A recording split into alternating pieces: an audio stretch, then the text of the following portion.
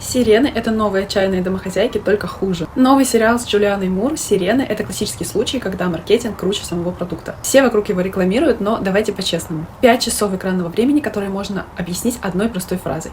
Долгие психологические разговоры ни о чем. Начинается как детективный триллер, а дальше просто ничего. На «Отчаянных домохозяек» он похож тем, что там тоже постоянно что-то вроде бы как должно произойти, что-то кто-то должен куда-то уехать, приехать, его должны не стать или еще что-нибудь такое, но в итоге ничего не происходит, и все остается на том же самом месте, сюжет никуда не двигается. Можно спокойно посмотреть первую и последнюю серию и в целом ничего не потерять. Между ними бесконечные разговоры о тяжелом детстве, семейных травмах и желании умереть. Причем все персонажи прямым текстом проговаривают свои чувства. Никакой глубины или загадки.